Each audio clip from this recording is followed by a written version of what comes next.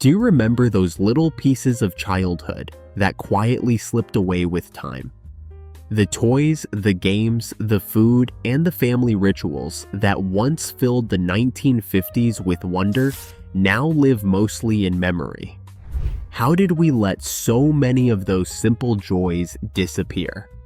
Let's take a walk back and uncover 100 forgotten things from childhood in the 1950s.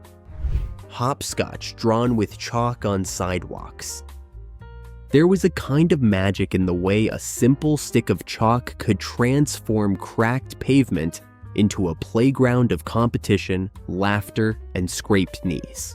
Hopscotch wasn't just a game, it was a ritual, a test of balance, precision, and maybe even a little flair if you wanted to impress the other kids. The rules were straightforward. Toss the marker, hop through the numbered squares, turn gracefully, and return. But the way each child played made it unique. Some hopped like ballerinas, light and elegant, while others lurched and stumbled like baby deer finding their legs. Chalk dust coated fingertips and smudged across clothes, proof of an afternoon well spent.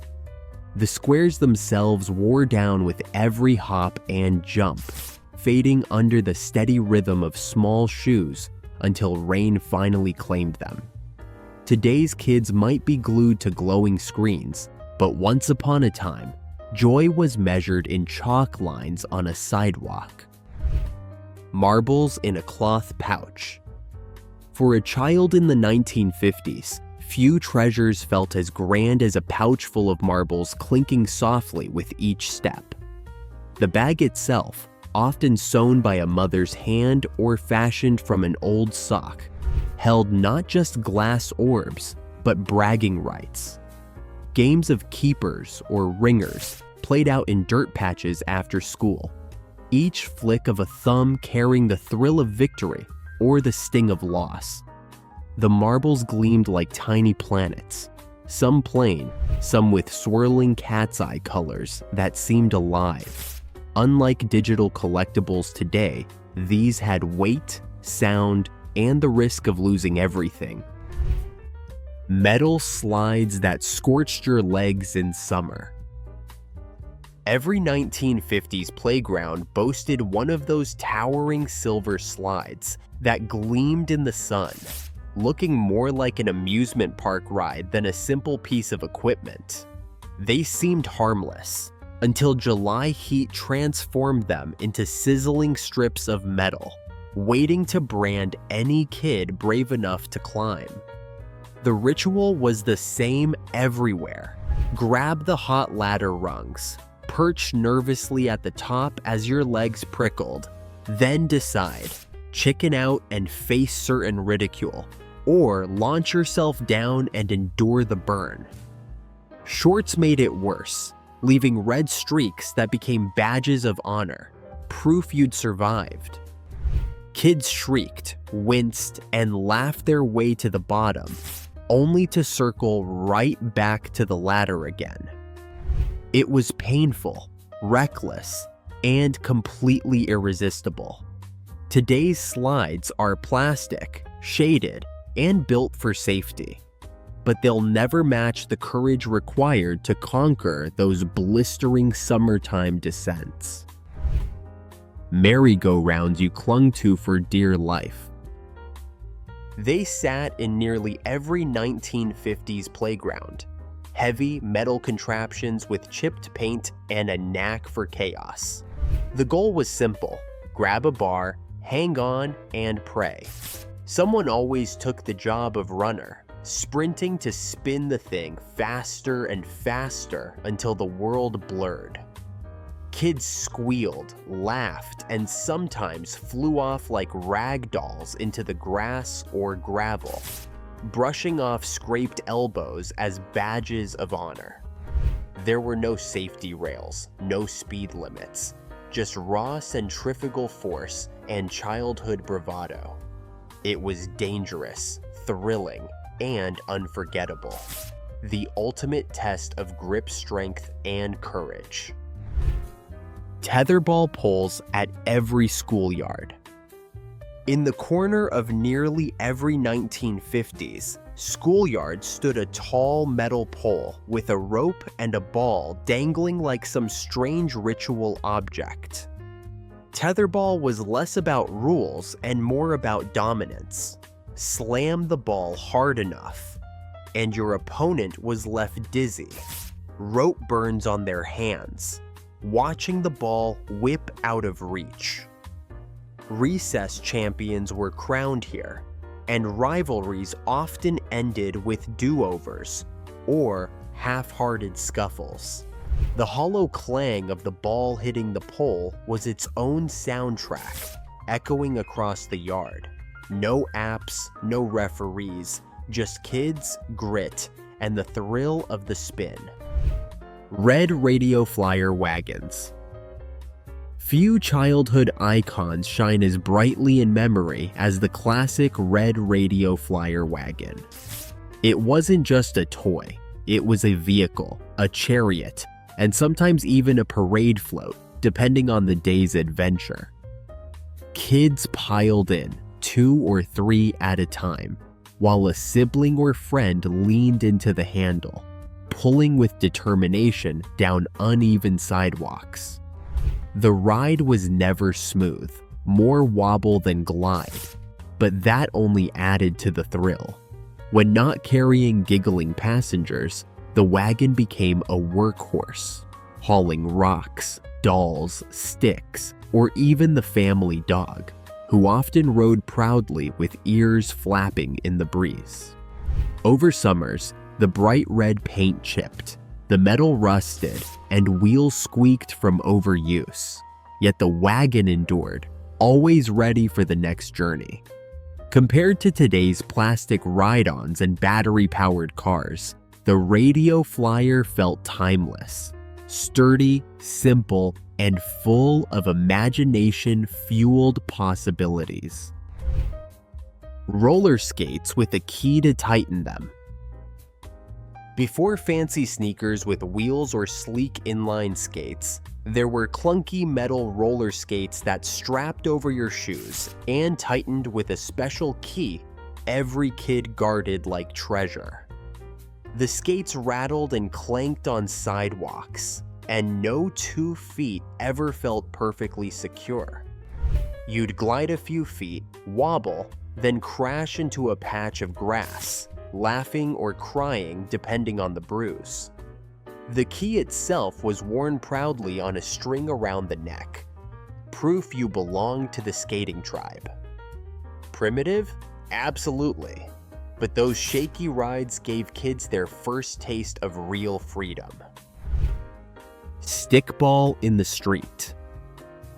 Stickball was the everyman's baseball, a scrappy game played with nothing more than a broom handle, a pink rubber ball, and whatever stretch of asphalt the neighborhood provided.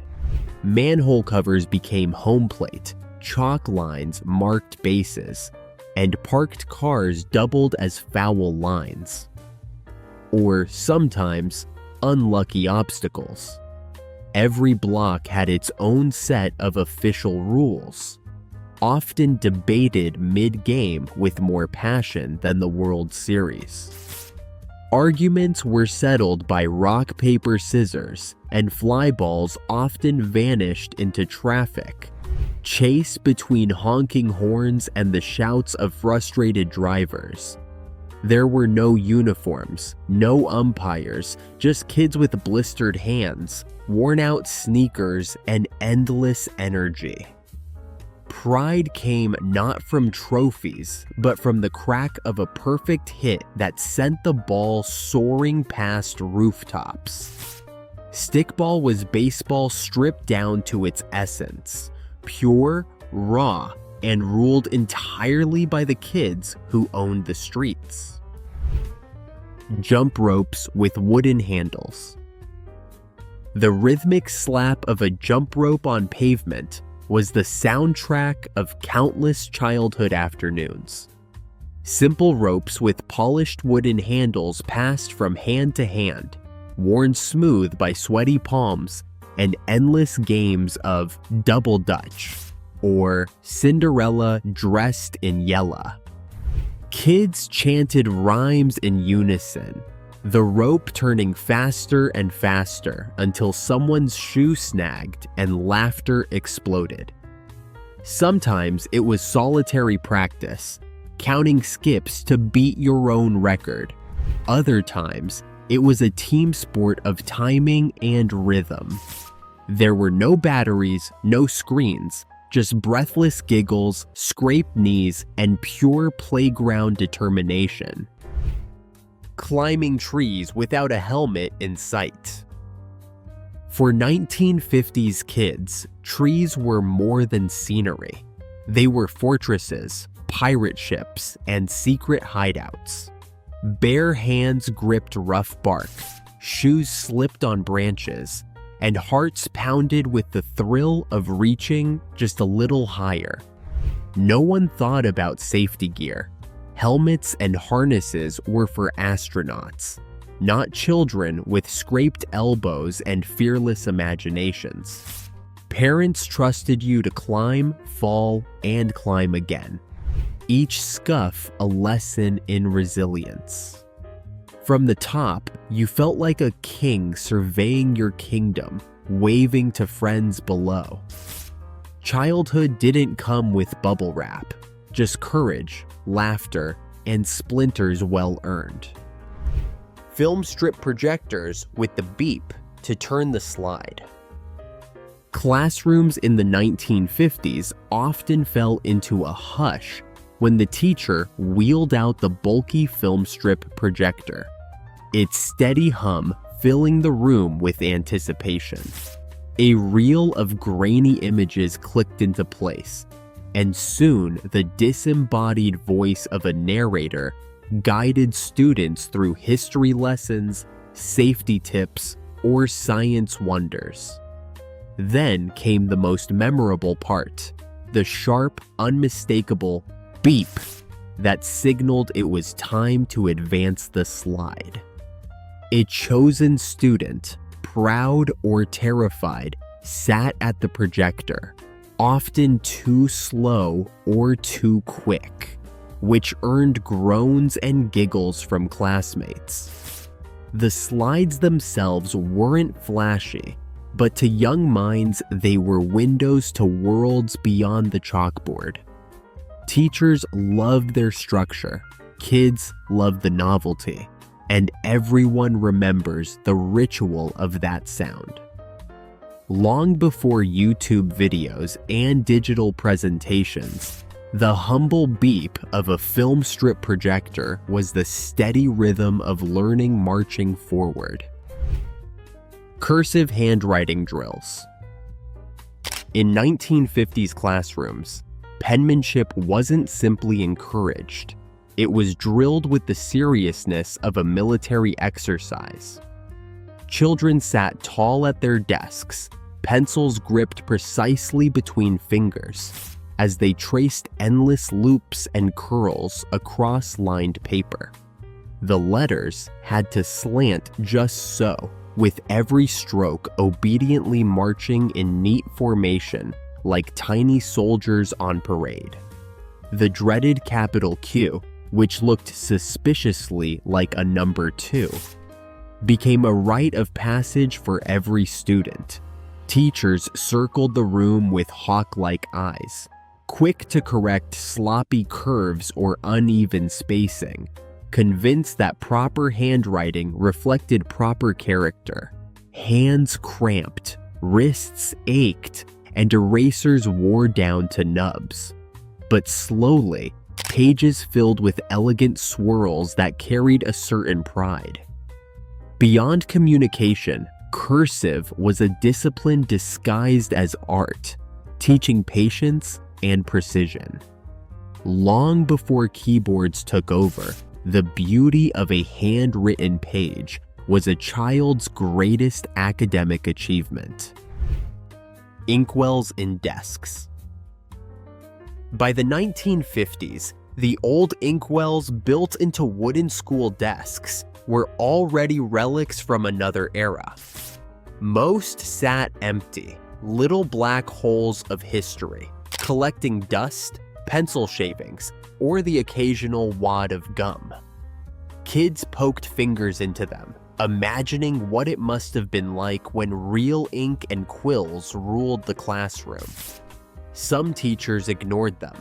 Others scolded any fidgeter caught turning the inkwell into a marble holder. They were ghosts of a slower, ink-stained world lingering in modern classrooms. Even unused, those little cups reminded children they were part of a long chain of learning traditions. Chalkboards and dusty erasers. The classroom soundtrack of the 1950s was the screech of chalk dragging across a green or black slate board. Teachers filled the space with looping cursive, long division, and hastily drawn maps, while students prayed not to be called up to show their work. Erasers, heavy with layers of chalk dust, left ghostly smears behind, and every kid secretly longed for the rare privilege of clapping them clean outside, sending white clouds into the air like victory smoke. The dust clung to fingers and sweaters, marking you as a student of the day. Messy, imperfect, but undeniably the heart of learning. Rote recitation of multiplication tables. Before calculators or smartphone apps chirped out answers in seconds, children in the 1950s learned multiplication the old-fashioned way, through endless repetition.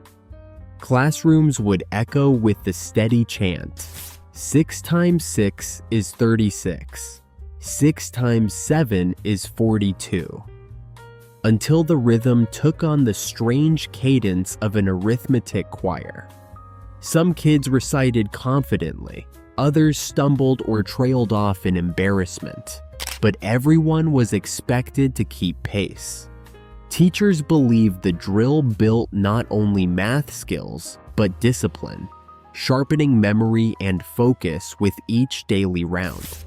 The practice could be tedious, but it was also communal, a shared struggle that united classmates in perseverance. For many, those tables became etched into memory so deeply they can still rattle them off decades later. Numbers weren't just abstract symbols on paper, they were incantations spoken aloud, shaping sharper, quicker minds in an age when mental math was survival. Weekly spelling bees. Every Friday, the classroom transformed into an arena, and the humble spelling bee became a gladiator match of letters. Children lined up nervously, palms sweaty, as the teacher lobbed words like encyclopedia or the dreaded chrysanthemum. One slip meant the long, humiliating walk back to your seat, while triumph carried the sweet reward of bragging rights until Monday. Some kids studied diligently all week. Others winged it with blind hope and a prayer. The tension was real, but so was the thrill of victory when you nailed a tough word. Spelling bees weren't just lessons in language. They built courage. Milk cartons or bottles at lunch. In the 1950s, no school lunch was complete without its faithful sidekick, a small bottle or carton of milk. Delivered fresh each morning, the glass bottles clinked together like treasure, later swapped for waxy cardboard cartons that stubbornly resisted opening without a spill. Kids gulped it down warm or cold, sometimes with a grimace, sometimes with delight, and occasionally traded flavors if chocolate milk made a rare appearance. Teachers insisted it built strong bones, and parents trusted it as gospel. Whether sipped with peanut butter sandwiches or mystery meat, that daily milk became a ritual etched into childhood memory. Dodgeball with no mercy. On 1950s playgrounds, dodgeball wasn't a game. It was a battlefield. The rubber balls were thick, heavy, and packed enough sting to leave a red imprint on your cheek or arms for hours. Kids hurled them with wild abandon. No referees, no safe zones, no mercy. The bravest, or maybe craziest, stood at the front, daring opponents to aim for them, while others ducked, dodged, or sacrificed themselves for glory. Bruises were trophies, and being the last one standing felt like Olympic gold. Today's soft foam versions can't capture the raw chaos and thrill of surviving the original dodgeball gauntlet. The smell of paste.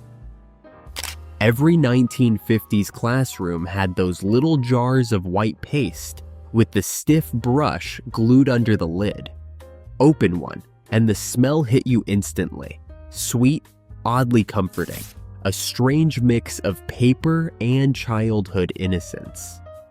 Teachers swore it was for art projects, but plenty of kids found themselves absent-mindedly tasting it, as if Elmer's were some forbidden delicacy.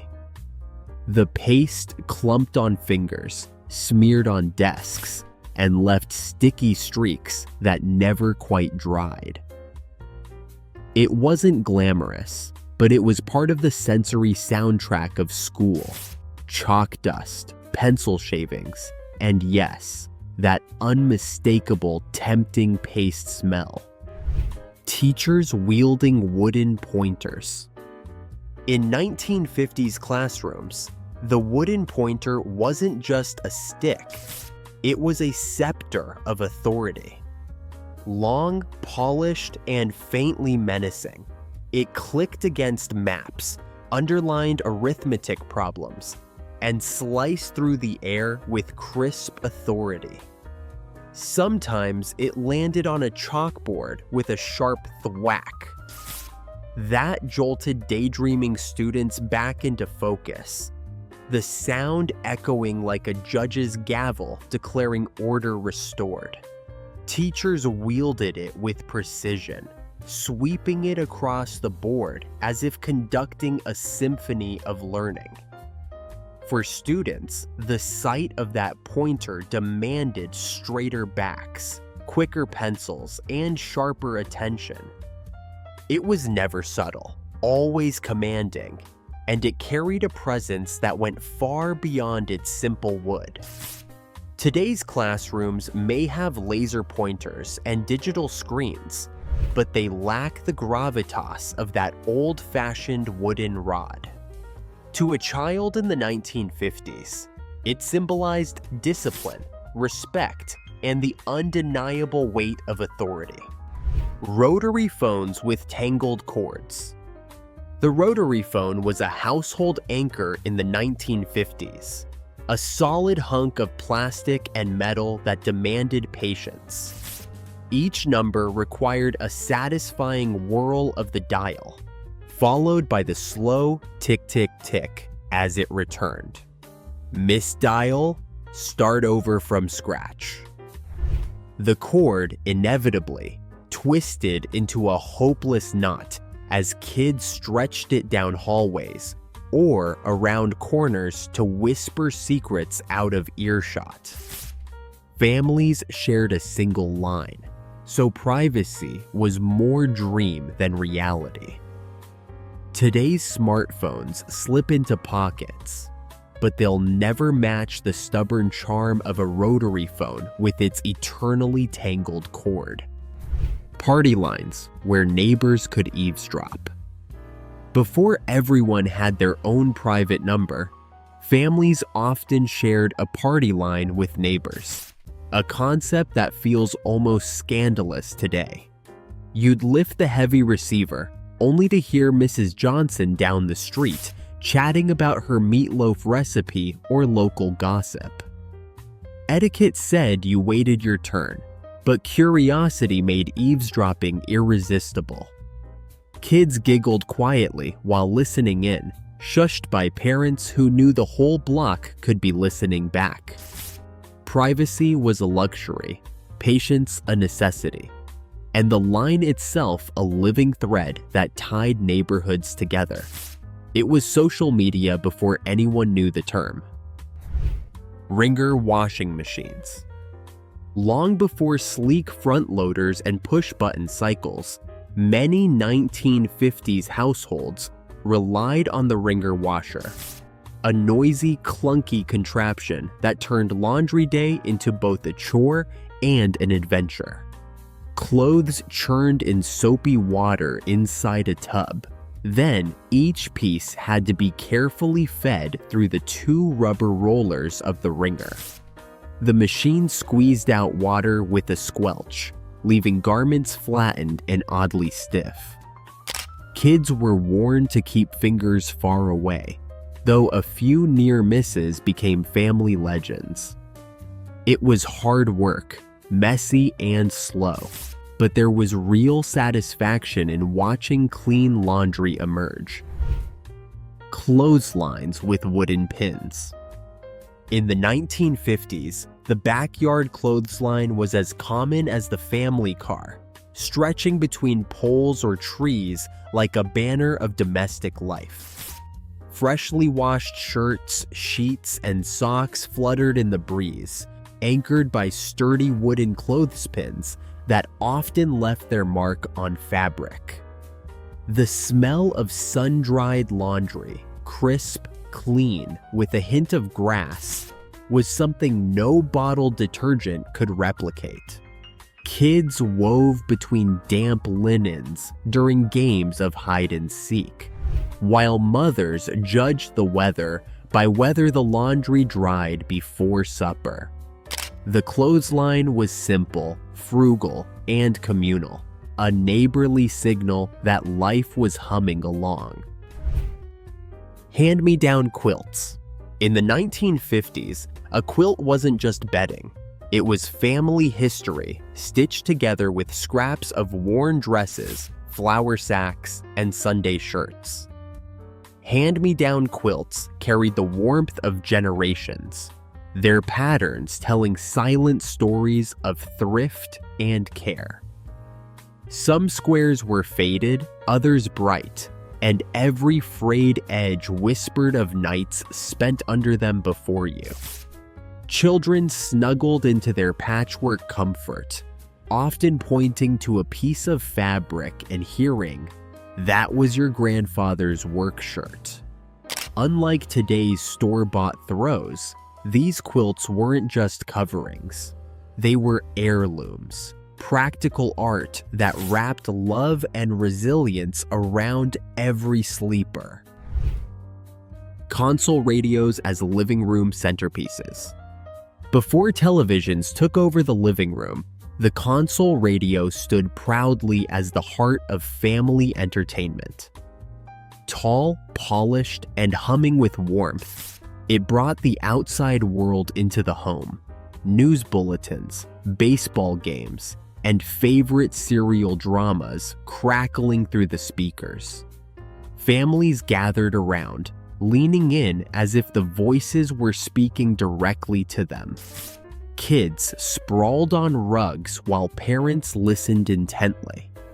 The glow of the dial felt almost magical, a beacon in the evening quiet.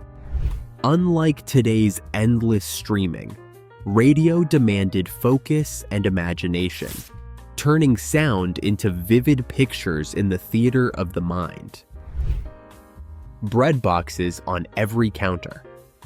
In the 1950s kitchen, the bread box was as ordinary and essential as the stove or the coffee pot, always perched on the counter like a silent guardian of freshness.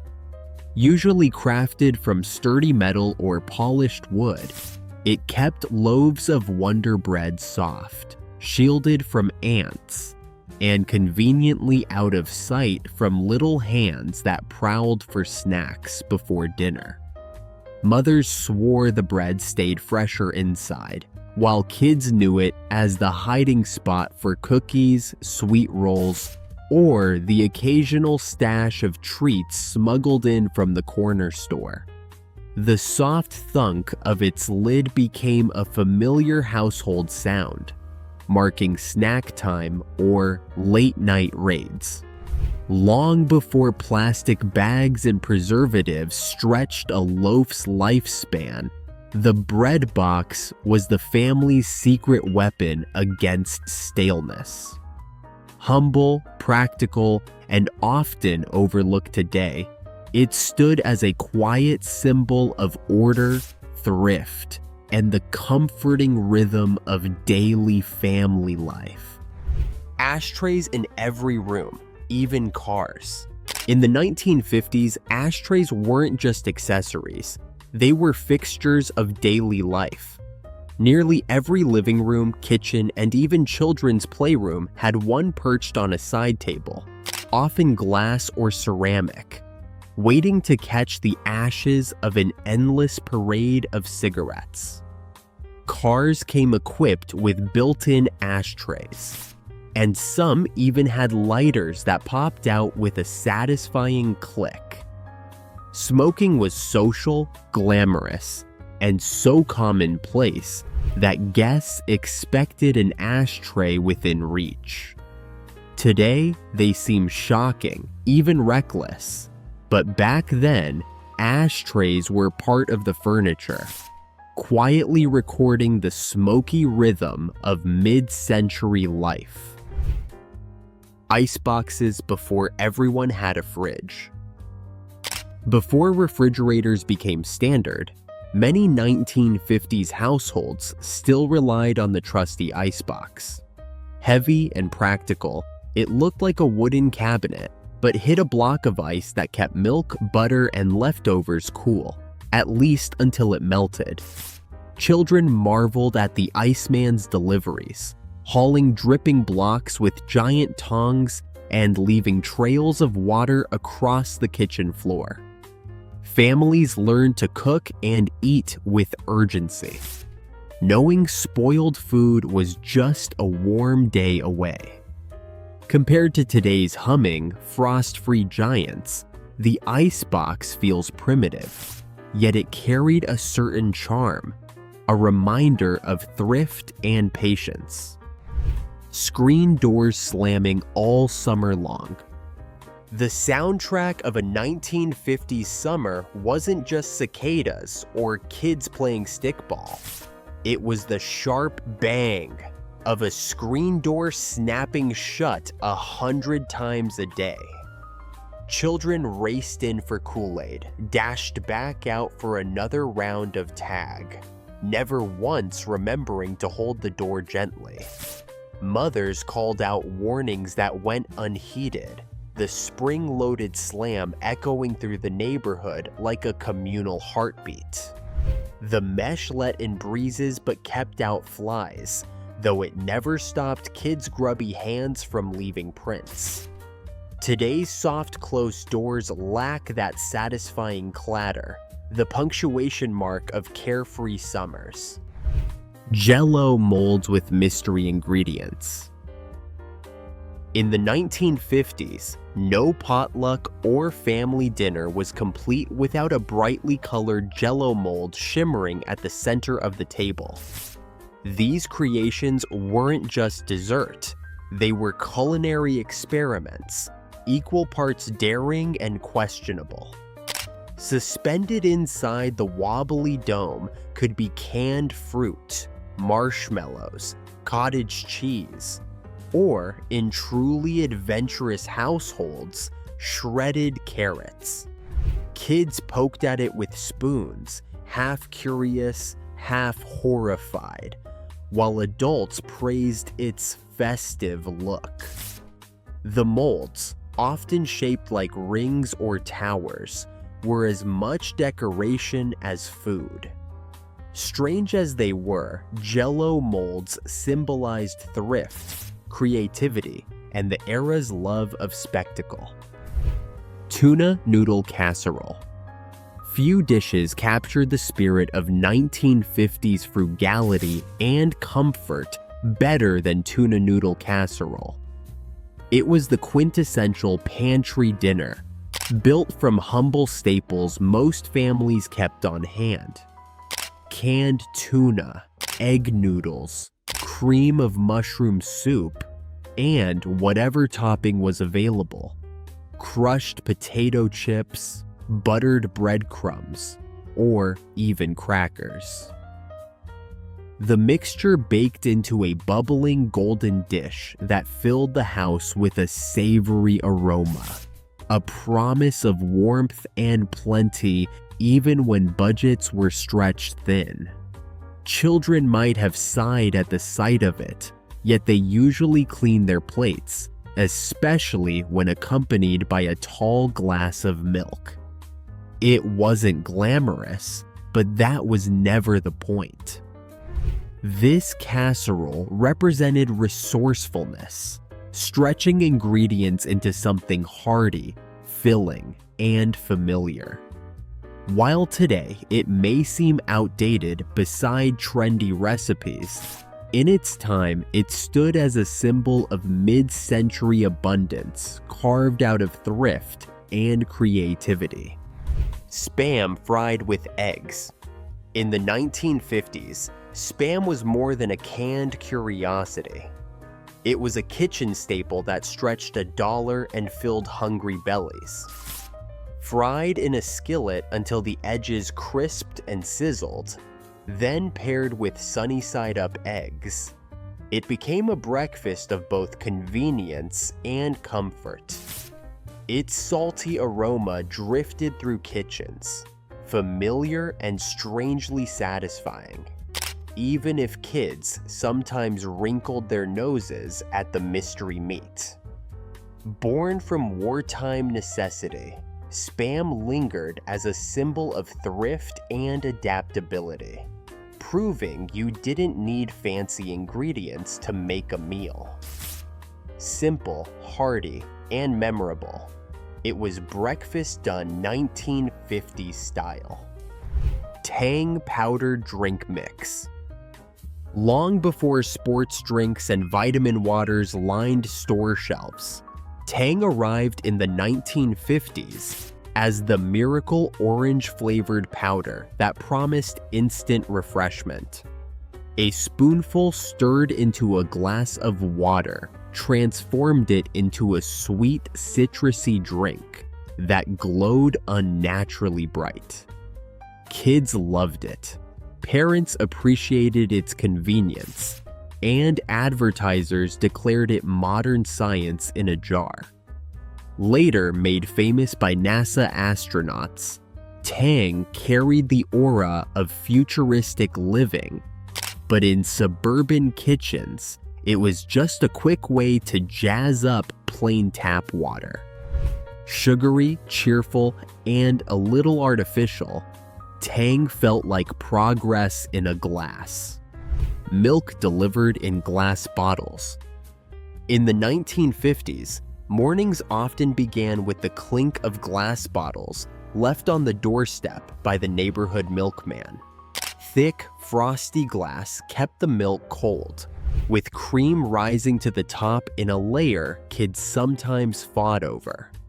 Families trusted this daily ritual, exchanging empty bottles for full ones in a quiet cycle of community and convenience. The bottles felt sturdy, almost too precious to throw away, their rounded tops sealed with cardboard caps you'd pry off with eager fingers. Compared to today's cartons and plastic jugs, milk delivery was personal, dependable, and oddly elegant in its simplicity. Swanson's TV dinners in foil trays. When Swanson introduced TV dinners in the 1950s, they felt like a glimpse of the future wrapped in shiny foil. Packaged neatly with compartments, turkey, peas, potatoes, and a little dessert, they slid into the oven and emerged as a complete meal, No pots or pans required. Families embraced the novelty, often setting up TV trays in the living room to eat while watching their favorite shows. The food wasn't gourmet, but the convenience was revolutionary. Those foil trays symbolized modern living, where technology met the dinner table, and mealtime began shifting from ritual to quick, tidy efficiency in front of screens. Pressure cookers hissing away. In 1950s kitchens, the sound of a pressure cooker was as common as the tick of a clock. Steady, rhythmic, and just a little unsettling. These heavy metal pots, crowned with a rattling valve, transformed humble ingredients into hearty meals, softening beans, stews, and roasts in a fraction of the time it would take on a stovetop. Children kept their distance, eyeing the hissing contraption like a ticking time bomb, convinced it might blow at any moment if nudged the wrong way. Mothers, however, swore by its efficiency, treating it as both a trusted helper and a challenge to their skill. The constant hiss and jiggle filled kitchens with an oddly comforting soundtrack, proof that dinner was underway. Unlike today's sleek digital instant pots with safety features galore, those old pressure cookers carried both promise and peril, turning every meal into a small but memorable culinary adventure. Kool-Aid in pitchers with too much sugar. In the 1950s, no summer day felt complete without a pitcher of Kool-Aid sitting on the counter, glowing in colors nature never intended. The powder, sold in tiny envelopes for just a few cents, promised fruit flavors that bore only the faintest resemblance to anything from an orchard. Mothers mixed it with heaping spoonfuls of sugar, often doubling what the packet recommended, creating a syrupy sweet concoction that kids gulped like liquid joy. Lips and tongues turned cherry red or grape purple, and shirts bore the inevitable stains as badges of summer fun. Served in jelly jars, chipped glasses, or whatever cups were handy, Kool-Aid wasn't fancy, but it was affordable, plentiful, and shared freely. Forget artisanal juices or electrolyte sports drinks. This was the original fuel for tag, bike rides, and backyard adventures. Kool-Aid was more than a drink. It was summertime childhood distilled, sweetened with reckless abandon. Wonder Bread that could be squished into dough balls. In the 1950s, Wonder Bread was more than just the foundation of a lunchbox sandwich. It was a cultural icon, wrapped in its cheerful polka dot packaging and boasting about being fortified with vitamins. Soft, spongy, and unnaturally white, it had a texture so pliable it felt more like foam than food. Kids quickly discovered its secret talent. Peel off the crusts, press a slice between your palms, and you had a perfectly compact dough ball ready to toss, trade, or nibble in secret. Peanut butter and jelly often sank so deeply into its fluff, they nearly disappeared, yet no one complained. It was part of the charm. Parents loved it for convenience, while children saw it as edible Play-Doh disguised as nutrition. Wonder Bread wasn't about flavor or sophistication. It was about fun, comfort, and the strange, squishy softness that somehow defied both knives and logic. It was childhood in every bite. Canned fruit cocktail with the one lone cherry. In the 1950s, no pantry was complete without a can or two of fruit cocktail, that syrupy mix of diced pears, peaches, and grapes that looked far more colorful than it tasted. The real treasure, however, was the single maraschino cherry, bright red, gleaming like a jewel, and impossibly sweet. Siblings waged silent wars over who would claim it, with strategies ranging from sly negotiations to outright theft the moment the spoon hit the bowl. The rest of the fruit was fine, serviceable, if bland, but that lone cherry elevated the dish, turning an everyday dessert into something almost luxurious. Parents praised its convenience, while children plotted for the prize, knowing the cherry carried bragging rights as much as flavor. In a decade shaped by thrift and routine, that tiny sugar-soaked gem stood out as a rare indulgence, proof that even the simplest foods could carry a spark of magic. Poodle skirts. The poodle skirt twirled its way into 1950s fashion as the ultimate symbol of teenage spirit, sass, and style. Made of wide, swingy felt, often cut into generous circles, the skirts were decorated with playful appliques, most famously a leashed poodle trotting across the fabric, though records, dice, and other whimsical designs also appeared.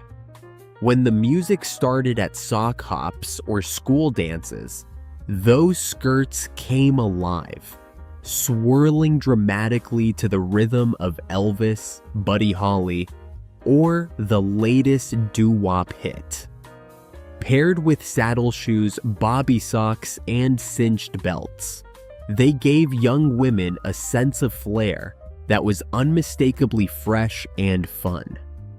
Mothers often sewed them at home, making each one unique, stitched with love and creativity.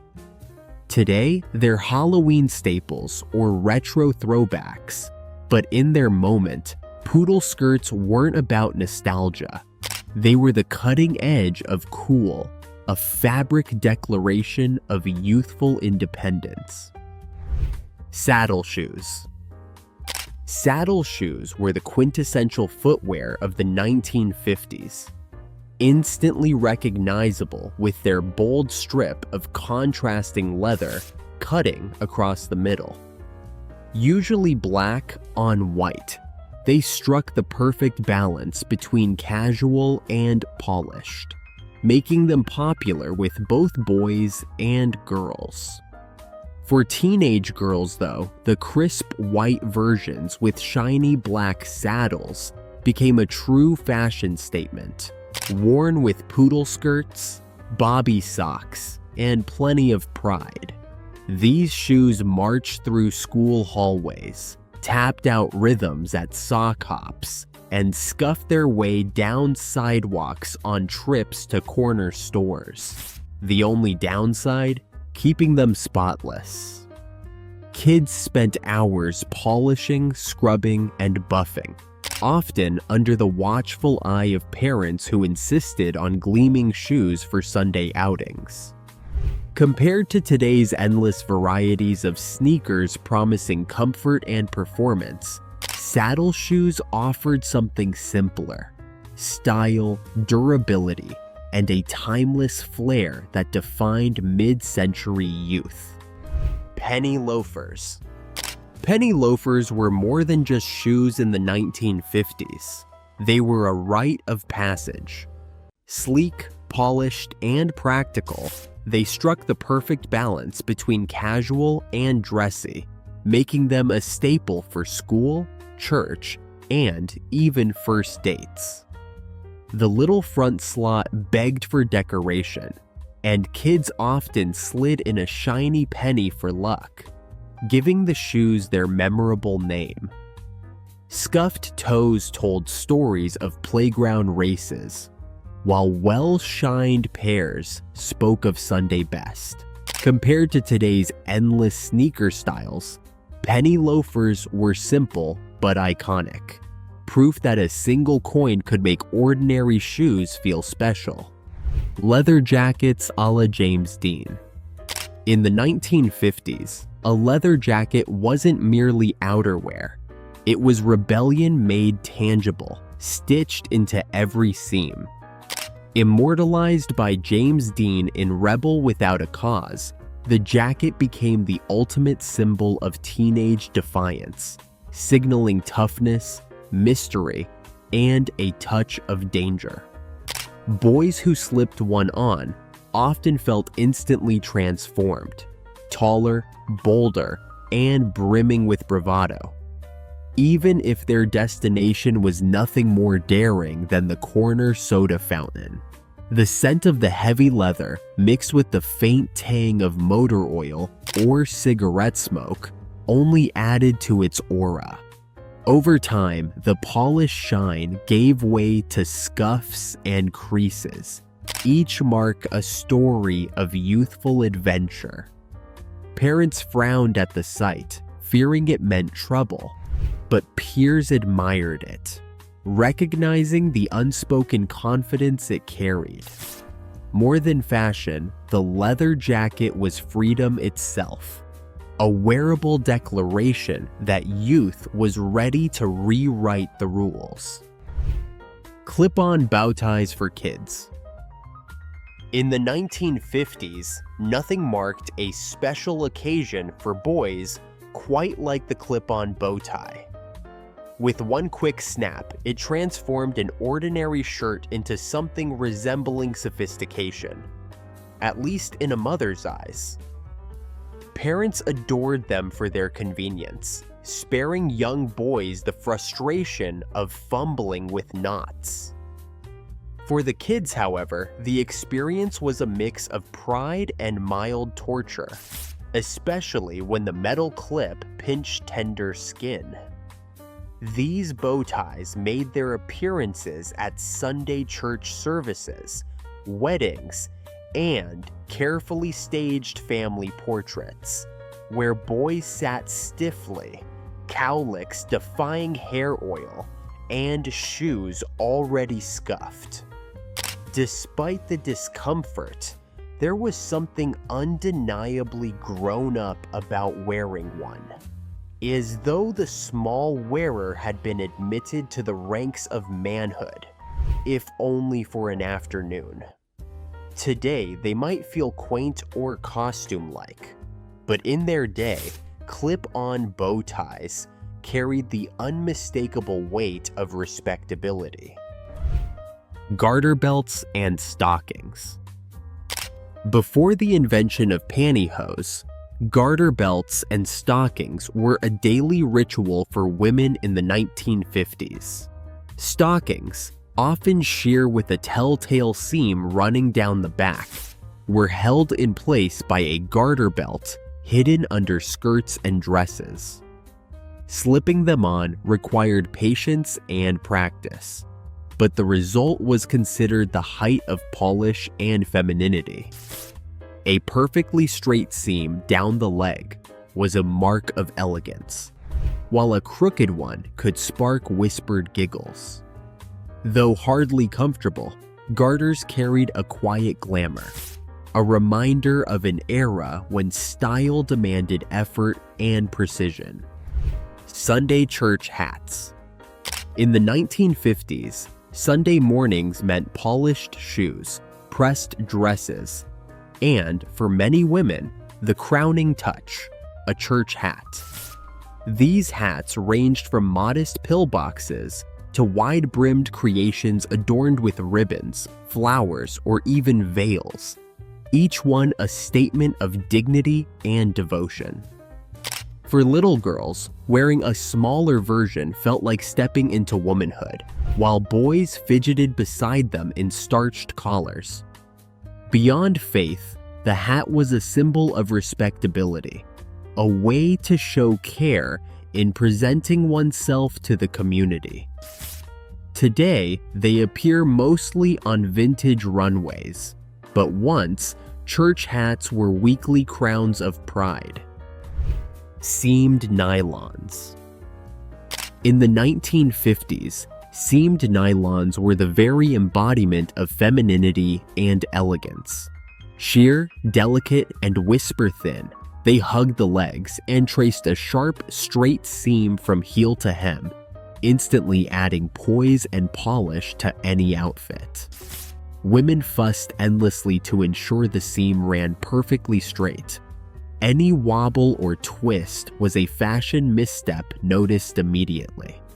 Stockings were fragile, prone to snagging on a stray fingernail, or running after just a few wears, which made them treasured items handled with care. For young women, finally donning nylons felt like crossing a threshold into adulthood, a rite of passage into sophistication and style. They added glamour to everyday routines, whether heading to work, church, or a night out. Long before pantyhose offered convenience, seamed nylons carried a certain drama, a daily reminder that beauty often demanded patience, precision, and just a little high-stakes maintenance. School satchels instead of backpacks. In the 1950s, children didn't march off to class with the cushioned, ergonomic backpacks we see today. They carried satchels, sturdy and practical companions of their school days. Usually crafted from leather or heavy canvas, these book bags came equipped with buckles and straps, built to hold just the essentials: a couple of thick textbooks, a pencil case, and maybe a brown bag lunch. Some slung them over one shoulder like miniature briefcases, while others clutched the handle, hands aching from the weight. The straps left creases across pressed shirts, but the look was sharp, almost grown up. Over time, satchels bore the marks of their owners: scuffs from playgrounds, doodles scratched in with pencils, pins or patches declaring personality. They weren't just storage. They were extensions of a student's identity, rugged and reliable, sharing in both the daily grind and the triumphs of learning. Satchels carried more than books. They carried pride. Curlers worn overnight. In the 1950s, beauty often came at the cost of comfort, and few routines proved this better than the nightly ritual of sleeping in curlers. Women, and often young girls preparing for church or a special occasion, carefully wrapped damp hair around stiff plastic or foam rollers, fastening each with metal pins. Then came the challenge: trying to get a decent night's sleep with a head that felt more like a pincushion than a pillow.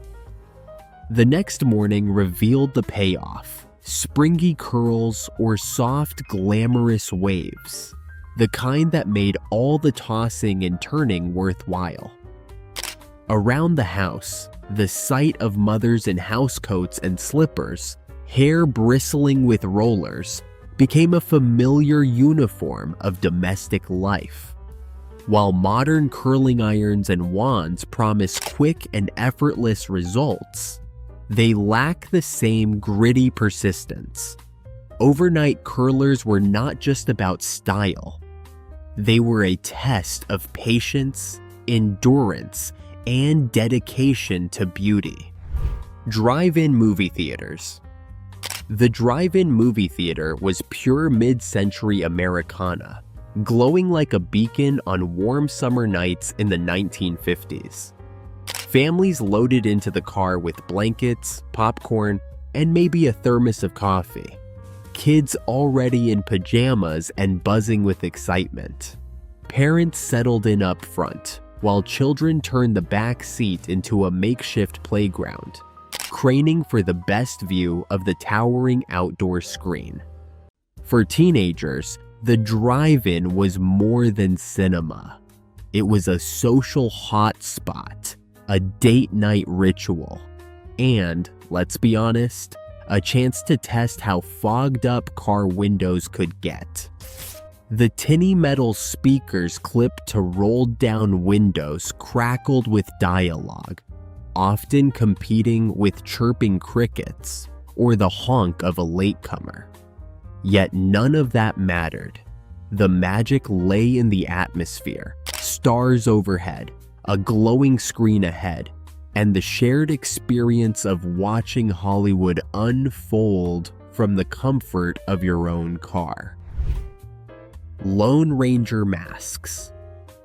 In the 1950s, every child knew the thrill of slipping on a Lone Ranger mask and shouting, "Hi-yo, Silver!" Made of simple plastic or felt, the mask transformed an ordinary kid into a hero of the Wild West, galloping through backyards on imaginary horses. The Lone Ranger wasn't just a TV character. He was a symbol of justice, bravery, and adventure, and the mask was a ticket straight into that world. Kids wore them until the elastic snapped, chasing villains and saving towns that existed only in their minds.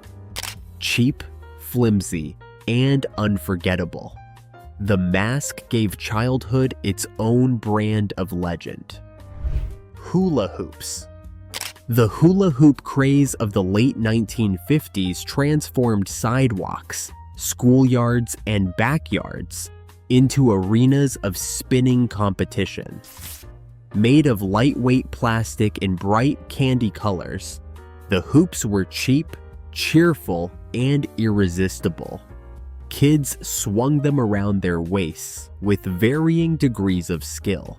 Some kept the rhythm for minutes at a time, while others barely managed a single rotation before it clattered to the ground.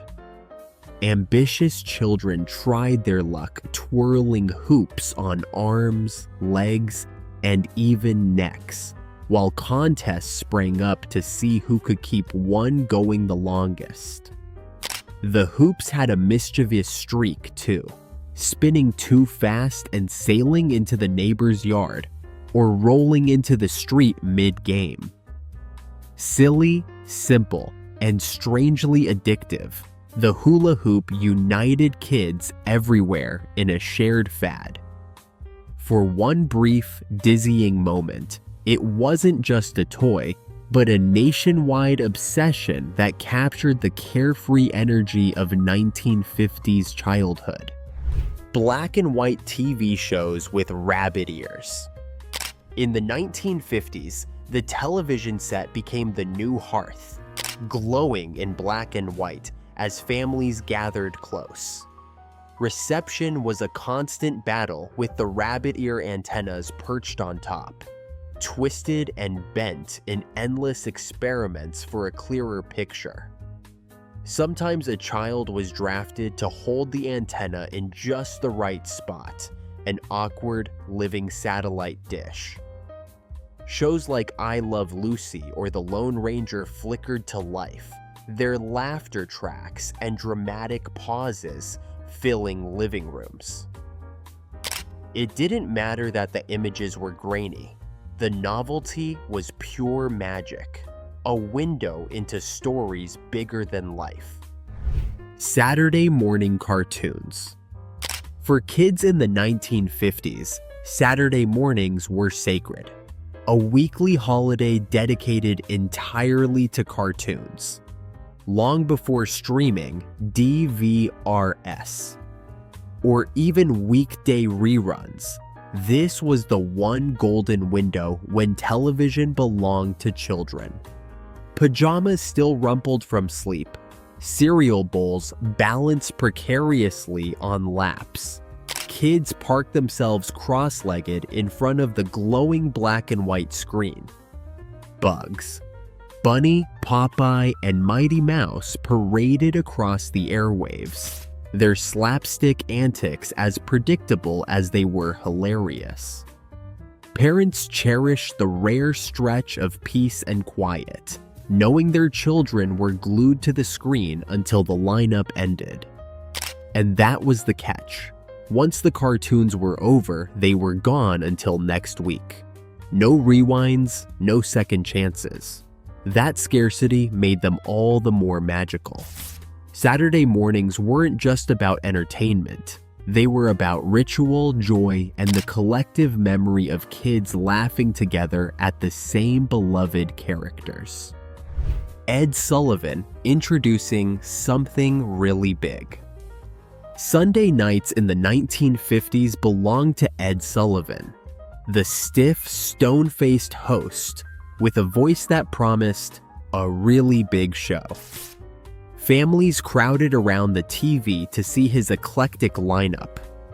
Jugglers, comedians, opera singers, and, of course, the rising stars of rock and roll. Sullivan himself wasn't flashy, but his stage was where history unfolded. Elvis shaking his hips, Buddy Holly strumming, or the Supremes harmonizing. Kids squirmed with excitement, parents watched with cautious approval, and everyone knew they were witnessing something unforgettable. Ed Sullivan's introductions weren't just announcements. They were doorways to the culture of an entire generation. Comic books for a dime. In the 1950s, a single dime was the price of admission to entire worlds. Comic books sat in colorful spinning racks at corner stores, their bold covers shouting promises of adventure. Superman soaring above skyscrapers. Archie stumbling through teenage drama. Cowboys riding into painted sunsets. The paper was thin. The ink sometimes smudged, but none of that mattered. Those pages pulsed with life. Kids sprawled on porches or under trees, devouring every panel, trading issues like baseball cards, and debating endlessly about which hero was the strongest. Parents often frowned, worrying comics would rot young brains or encourage daydreaming. But for children, they were treasures, pocket-sized portals to laughter, courage, and escape. At just 10 cents, a comic book was an affordable luxury, proof that magic didn't have to cost much. Each issue held the thrill of possibility, a universe bound by staples and imagination waiting to be explored. Transistor radios. When transistor radios hit the scene in the 1950s, they felt like tiny miracles, music and news that you could carry in your pocket. No longer tethered to the big family console in the living room, kids tuned in to rock and roll under the covers, their parents none the wiser. Crackly AM signals brought Elvis, Chuck Berry, and late-night DJs straight into bedrooms, cars, and street corners. Suddenly, music wasn't just background. It was portable, personal, and rebellious. The sound was tinny. The batteries drained too fast, but none of that mattered. The transistor radio gave youth its own soundtrack. Soap operas your mom listened to on the radio. Before television swept into every living room, many mothers in the 1950s found daily companionship in radio soap operas. As laundry tumbled or dinner simmered, familiar voices spilled through the speaker, weaving tales of heartbreak, scandal, and suspense in shows like Guiding Light or Ma Perkins. Each episode ended on a cliffhanger. ensuring listeners tuned in the next day for more whispered secrets and dramatic sighs. The name soap opera wasn't just clever. It came from the detergent companies who happily sponsored the programs, knowing homemakers rarely missed an installment. Children sometimes groaned at the melodrama, rolling their eyes at yet another betrayal or love triangle. But those steady voices filled homes with a comforting hum of routine. It was slow burn entertainment, anticipation stretched out one day at a time. Long before Netflix binges or streaming marathons, soap operas taught families the art of waiting for the next twist. Ice cream trucks with bells. In the 1950s, the sweetest sound of summer wasn't music on the radio. It was the cheerful jingle of an ice cream truck's bells echoing down the block. Kids dropped jump ropes, marbles, or bikes mid-game and sprinted home to beg for nickels and dimes. The truck pulled up like a rolling treasure chest, its painted sides promising popsicles, drumsticks, and push-up treats that stained tongues of every color. Neighbors gathered, coins clinked, and for a few glorious minutes, the street became a festival. Long before apps and food delivery, the ice cream truck was magic on wheels, bringing joy curbside. Paper routes run by kids. In the 1950s, paper routes weren't just odd jobs. They were badges of responsibility. Boys, and the occasional determined girl, rose before dawn, slinging heavy canvas bags over their shoulders and pedaling through quiet neighborhoods to toss rolled-up newspapers onto porches. Rain, snow, or blistering heat, the papers had to be delivered, and customers expected punctuality. The job taught discipline, grit, and the art of dodging unfriendly dogs.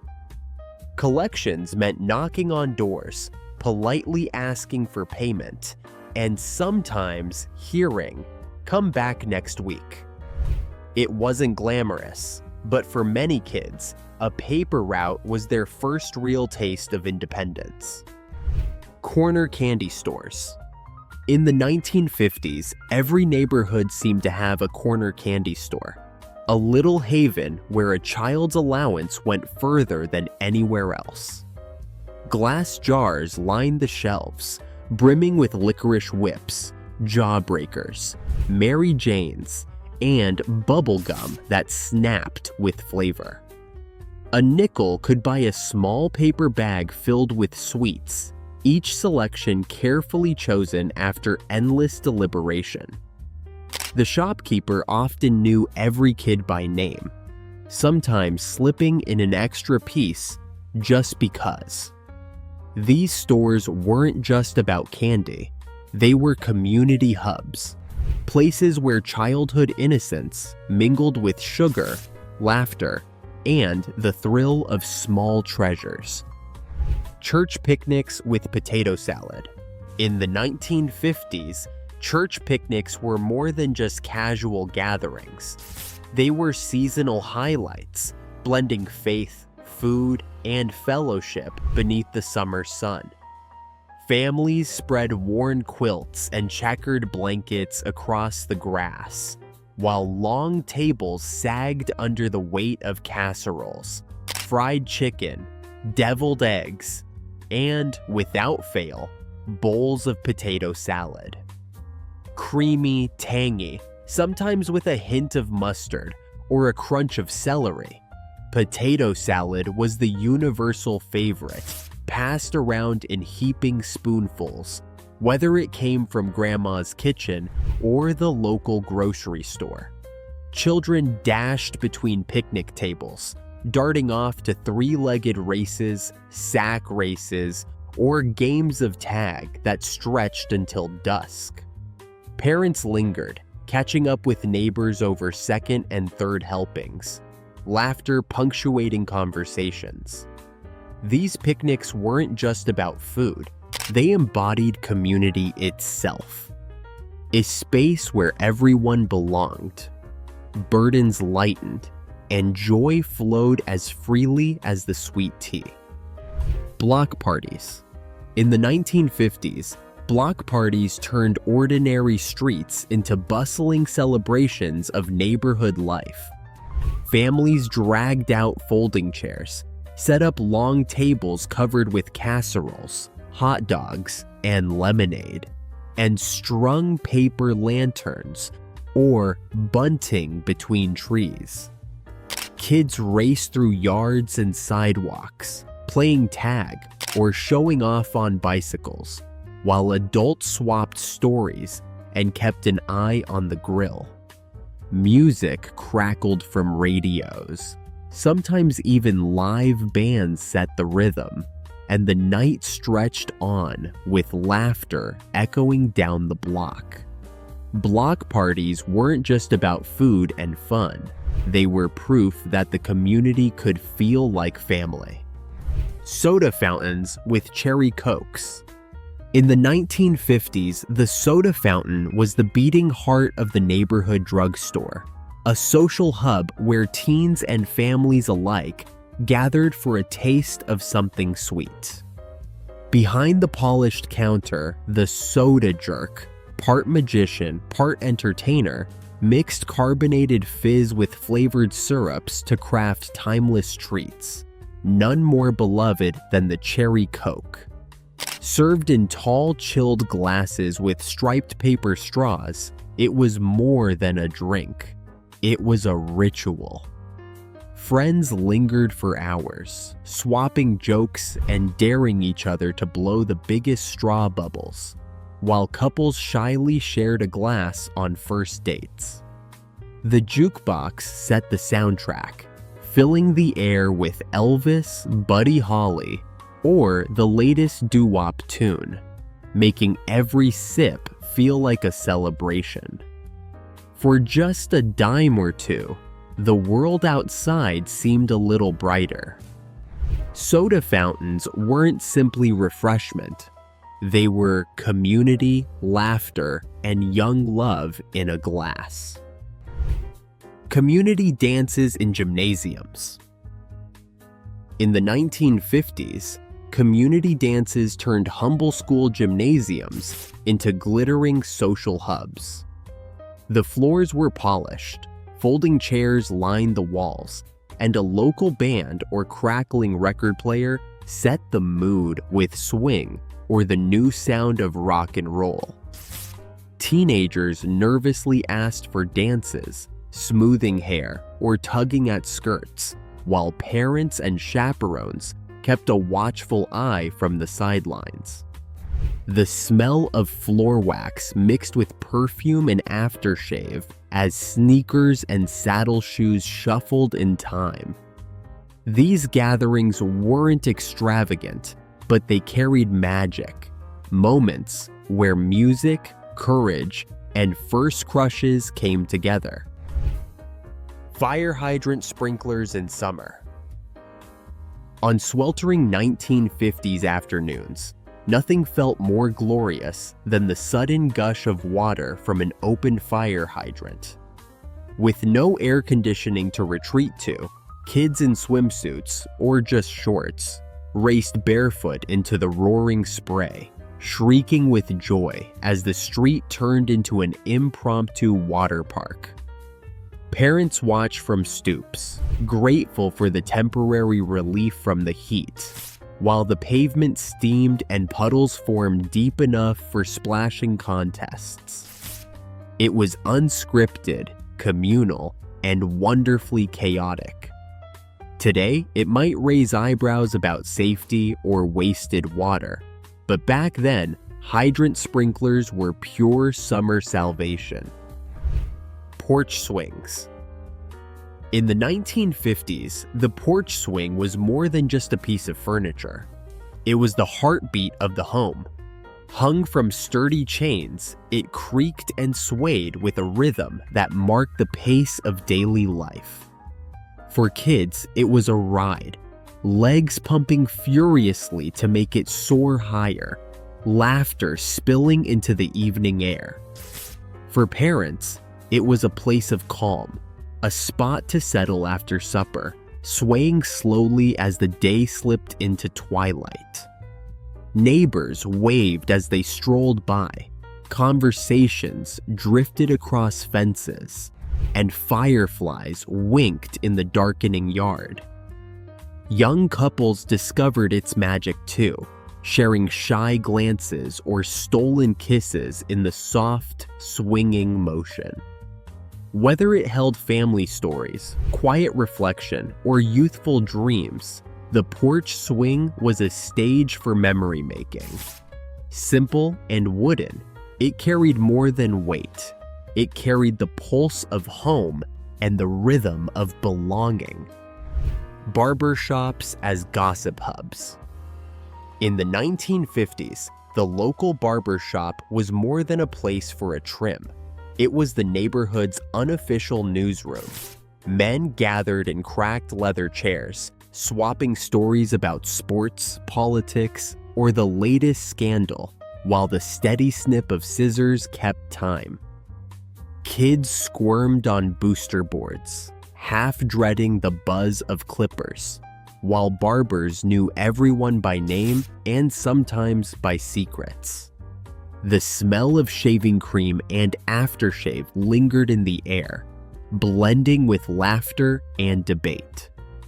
Long before social media, barbershops spread news, built community, and reminded everyone that a haircut came with conversation. Cap guns with smoky paper rolls. For 1950s kids, cap guns were the ultimate backyard badge of adventure. With their shiny metal frames and orange-tipped barrels, they mimicked the pistols of cowboys on Saturday matinees. The real thrill, though, came from the rolls of red paper caps, tiny dots of gunpowder that snapped and smoked when the hammer struck. Each pop filled the air with the faint smell of sulfur, making every game of cowboys and outlaws feel authentic. Kids staged duels in alleys, backyards, and vacant lots, their imaginations as loud as the caps themselves. Cheap, noisy, and endlessly fun, cap guns defined childhood play. Lincoln Logs. Lincoln Logs were the cornerstone of many 1950s childhood afternoons. A toy as simple as it was endlessly imaginative. Made of sturdy, notched wooden pieces, they invited kids to construct cabins, forts, barns, and entire frontier towns right on the living room rug.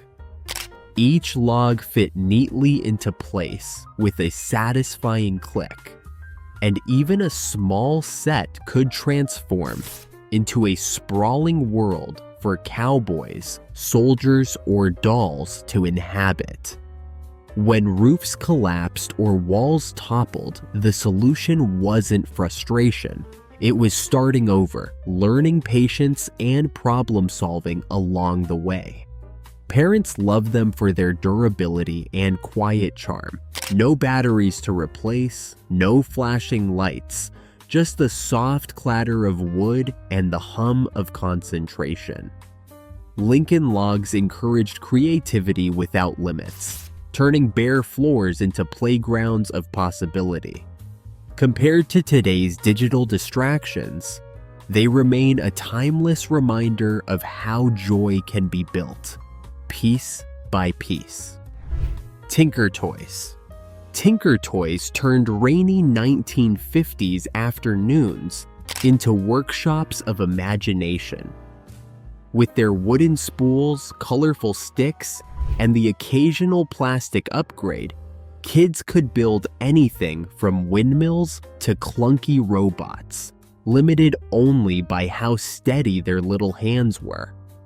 The satisfying snap of a rod fitting into a spool made every creation feel like an engineering triumph. Sure, structures wobbled and collapsed, but that was part of the fun.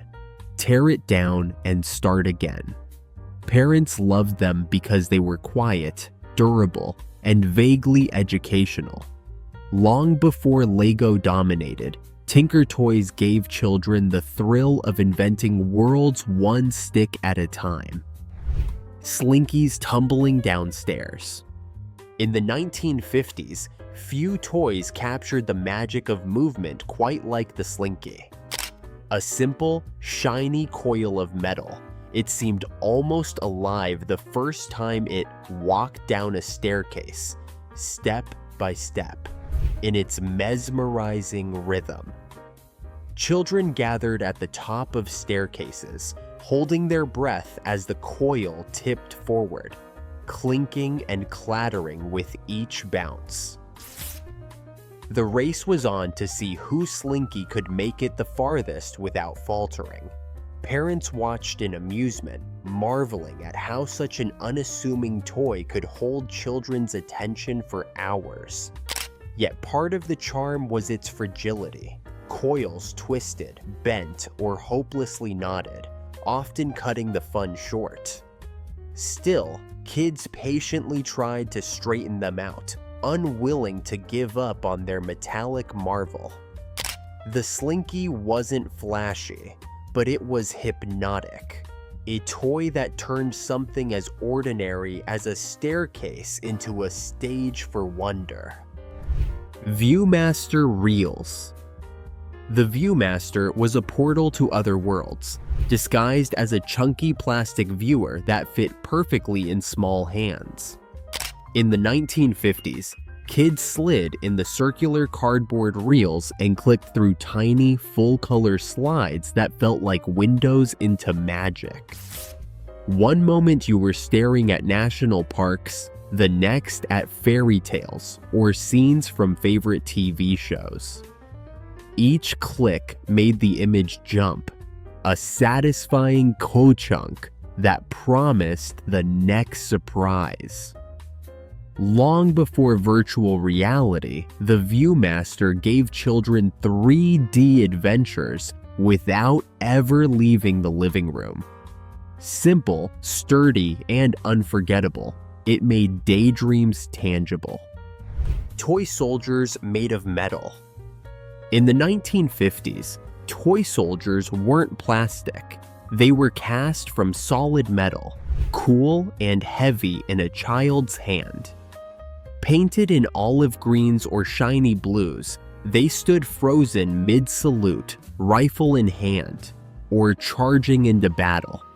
Kids staged epic wars across backyard dirt piles, living room rugs, and even bathtub shores, arranging battalions with all the seriousness of a general. Of course, stepping barefoot on one was agony, but that never stopped the battles from raging on. Unlike today's digital war games, these little metal troops demanded imagination, strategy, and plenty of sound effects shouted from young lungs. Model airplanes with glue and paint. In the 1950s, model airplanes were the ultimate rainy day project, demanding patience, steady hands, and plenty of imagination. Kits came with tiny plastic or balsa wood pieces, which kids carefully glued together while hoping the wings dried straight. The sharp tang of model glue filled the room, mingling with the mess of little paint pots used to decorate the finished craft in bright, proud colors. Sometimes the decals peeled or the paint smudged, but that hardly mattered. Each plane was a personal masterpiece. More than just toys, these models gave kids a sense of craftsmanship, ownership, and skies to dream about. Yo-yos. In the 1950s, The yo-yo wasn't just a toy. It was a craze that swept schoolyards and sidewalks alike. A simple spool on a string, it challenged kids to master tricks like walk the dog, around the world, or the always daring rock the baby. Wooden yo-yos were common, sometimes painted in bright colors that chipped with use, each scar a badge of practice. Children compared skills, held impromptu contests, and spent hours chasing the perfect spin. The yo-yo demanded rhythm, patience, and a touch of showmanship. Long before video games, this humble toy proved entertainment could fit neatly in the palm of your hand. Jack-in-the-Boxes. The Jack-in-the-Box was equal parts delight and terror for 1950s children. A bright tin box decorated with cheerful pictures, it played the familiar "Pop Goes the Weasel" as the crank turned. Kids braced themselves, equal parts giggling and nervous, until boing! Out sprang the clownish figure, startling squeals and laughter in equal measure. Some children adored it. Others shoved it into closets after one too many jump scares. Simple as it was, the Jack-in-the-Box taught suspense, timing, and the thrill of the unexpected. In an era without digital distractions, a spring-loaded surprise was all it took to spark shrieks of joy. Stuffed sock monkeys. In the 1950s, many children cuddled a sock monkey stitched lovingly from a pair of red-heeled work socks. With long floppy limbs, button eyes, and a mischievous grin, each one felt homemade and unique, often passed down from older siblings or crafted by grandmothers. These toys were soft enough for bedtime comfort, yet sturdy enough to survive backyard adventures. Unlike store-bought dolls, sock monkeys carried the warmth of being made by hand, with quirks that gave them personality. They weren't just toys, they were companions, guardians of secrets, and reminders that love could be sewn from the simplest materials. Homemade Halloween costumes. In the 1950s, Halloween costumes weren't ordered online or plucked from a plastic bag. They were stitched, cobbled, and improvised at home. Old sheets became ghostly shrouds, cardboard transformed into knight's armor, and a dab of mom's lipstick doubled as clown paint or vampire blood. Parents and kids worked together, raiding closets and craft drawers to bring characters to life. No two costumes were the same, and that uniqueness gave them charm. Even if they sagged, smeared, or fell apart halfway through trick-or-treating. Unlike today's store-bought perfection, homemade costumes carried imagination, thrift, and family fingerprints in every crooked stitch and splash of glue. Real eggs died for Easter. In the 1950s, Easter morning often began with the scent of vinegar and the sight of coffee cups filled with bright dye tablets fizzing to life. Real eggs, hard-boiled the night before, were carefully lowered into the rainbow baths, emerging streaked, speckled, or boldly tinted. Kids showed off their artistry, sometimes with wax crayons or stickers, while parents admired the messy results. Those same eggs were later hidden in the yard, tucked into bushes or behind flower pots, waiting to be discovered in frantic hunts. Fragile, perishable, and imperfect, they carried a charm no plastic egg can match, a true symbol of springtime tradition. Sparklers on the 4th of July. For kids in the 1950s, nothing felt more magical or slightly dangerous than waving a sparkler on Independence Day.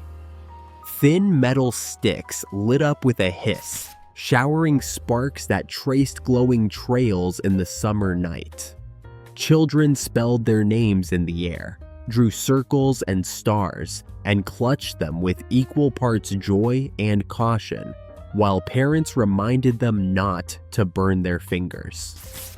The scent of smoke mingled with grilled hot dogs and the distant boom of fireworks, turning backyards into tiny carnivals. Simple and fleeting, sparklers gave kids their own piece of the holiday's firework magic. Parades with baton twirlers. In the 1950s, parades were grand community events, and baton twirlers were the shining stars marching proudly down Main Street. Dressed in sequined uniforms and tall white boots, they spun and tossed their polished batons high into the air, catching them with practiced flair as marching bands blared behind them. Kids craned their necks from the curb, dazzled by the rhythm and sparkle, while parents clapped along with hometown pride. The twirlers embodied precision, grace, and a touch of showmanship, turning ordinary streets into stages. Long before viral videos, their performances were small-town spectacle at its finest, etched into memory. Summer fairs with pie contests. In the 1950s, summer fairs were the crown jewel of small-town life, bursting with games, rides, and the irresistible smell of fried food. At the heart of it all were the pie contests, where local bakers, usually mothers and grandmothers, brought their flakiest crusts and sweetest fillings to be judged. Tables groaned under rows of apple, cherry, and rhubarb pies, each one boasting its own family secret. Judges sampled carefully, while kids sneaked tastes when no one was looking. Winning a blue ribbon wasn't just about baking. It was about pride, tradition, and proving that love and skill could be measured in slices. Snowball fights with no gloves. In the 1950s, winter fun didn't wait for proper gear. When the first snow fell, kids dashed outside barehanded, scooping icy handfuls to form lopsided snowballs. Fingers stung and turned red, but the thrill of launching a perfect throw across the yard outweighed the pain. Battles raged until coats were dusted white and noses dripped from the cold, laughter echoing through frosty air. Sometimes alliances formed, forts were built, and rivalries decided with one well-aimed shot. Gloves, if owned, were quickly soaked anyway, so bare hands did the job. It was messy, freezing, and unforgettable. Childhood resilience at its frostbitten finest. Toboggan sleds. In the 1950s, toboggan sleds turned snowy hills into thrilling racetracks. Long, wooden, and slightly unwieldy, they were built for speed and teamwork, often carrying a pile of bundled-up kids clinging to one another as they barreled downhill. The polished wood skimmed across packed snow, sometimes too well, sending riders tumbling into drifts at the bottom, laughing and sputtering with frozen breath. Steering was mostly a suggestion, braking nearly impossible. But none of that mattered.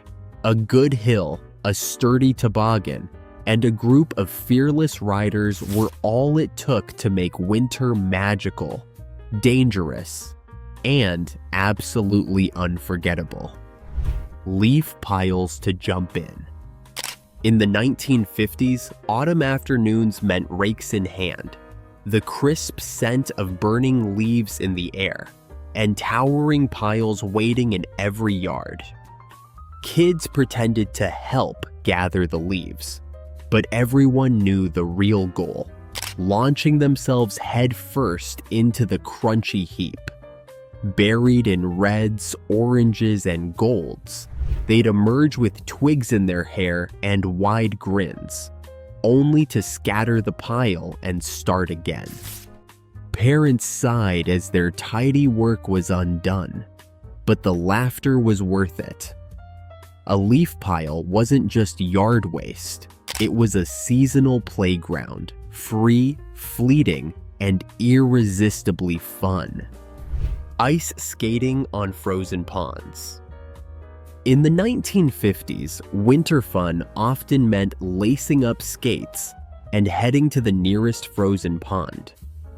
There were no rink fees, no smooth Zamboni-finished ice, just a natural sheet of winter glass, bumpy and unpredictable, surrounded by snowy banks.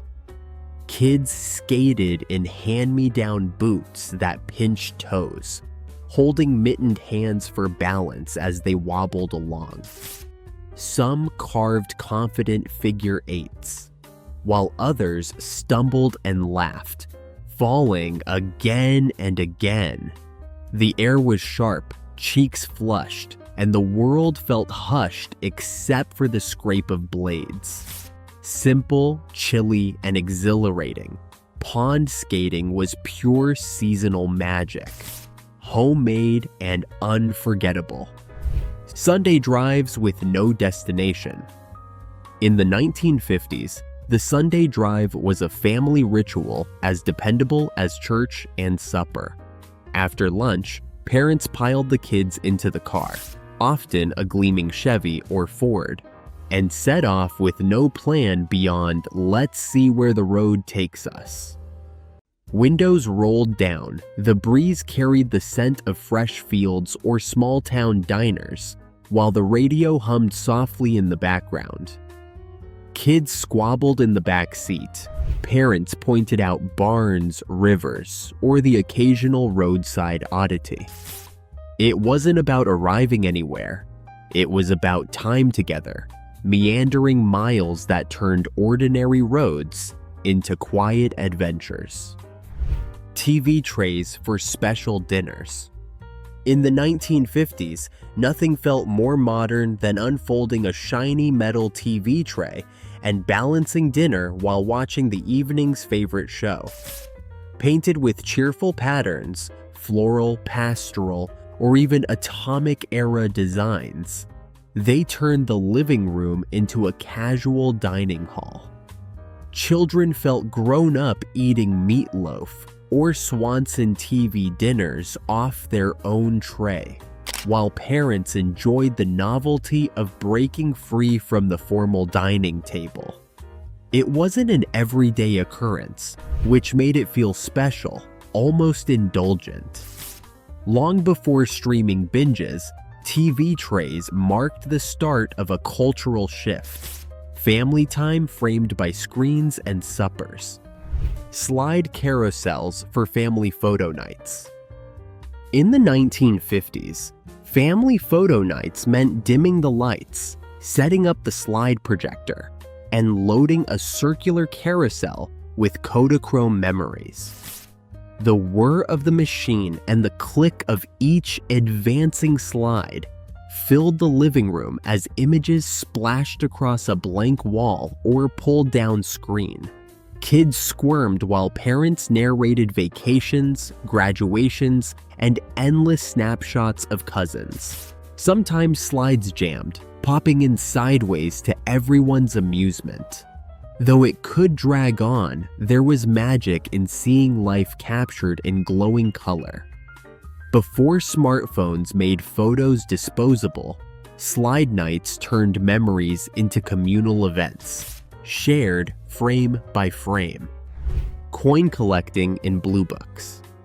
In the 1950s, coin collecting was a quiet but thrilling hobby, often sparked by a parent handing over a shiny wheat penny or buffalo nickel. Kids proudly slid their finds into blue Whitman folders, each slot labeled with dates and mint marks like a treasure map. Filling a page took patience, persistence, and plenty of pocket change scrounged from allowances or paper routes. The excitement of spotting a rare coin in everyday circulation made even a simple dime feel like buried gold. More than a pastime, those blue books taught history, thrift, and the joy of turning pocket jingles into legacy. Autograph books. In the 1950s, autograph books were prized keepsakes, small and colorful with blank pages waiting to be filled. Kids passed them around at school or church, collecting signatures, doodles, and silly rhymes from friends and teachers. Some pages held heartfelt wishes, "Good luck always," while others were playful jokes scribbled in looping cursive. Each entry captured a moment in time, a little piece of personality preserved in ink.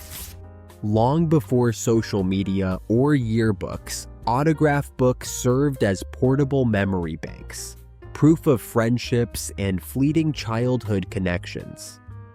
Tucked away in drawers, they became sentimental treasures, revisited years later with a smile.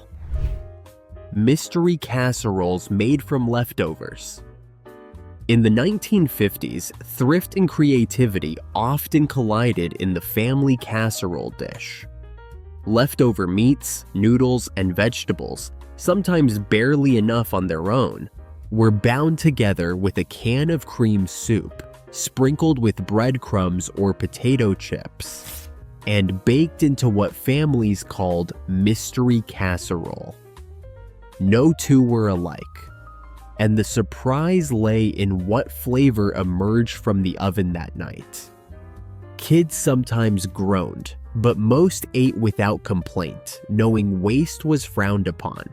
These casseroles weren't about recipes. They were about resourcefulness, stretching meals and budgets. Humble yet hearty, they embodied mid-century resilience served piping hot. Home perms. In the 1950s, the home perm was both a beauty ritual and a gamble. Mothers and daughters gathered in kitchens, armed with plastic curlers, rubber bands, and bottles of pungent solution that promised bouncy curls but often delivered frizz or the infamous poodle look. The sharp chemical scent lingered in the house long after the process ended, and the waiting time felt endless, with heads wrapped in rollers and towels. Success meant weeks of manageable waves. Failure meant hats until it grew out. Despite the risks, home perms were popular, a do-it-yourself nod to glamour in an era of thrift. Christmas catalogs from Sears. In the 1950s, the arrival of the Sears Christmas catalog was as exciting as the holiday itself. Thick as a phone book, it landed in the mailbox with glossy pages full of toys, bicycles, train sets, dolls, and shiny appliances that promised modern living. Kids sprawled on the floor, circling dream gifts with pencils, carefully dog-earing pages as if Santa himself needed guidance. Parents browsed too, comparing prices and plotting which treasures could realistically appear under the tree.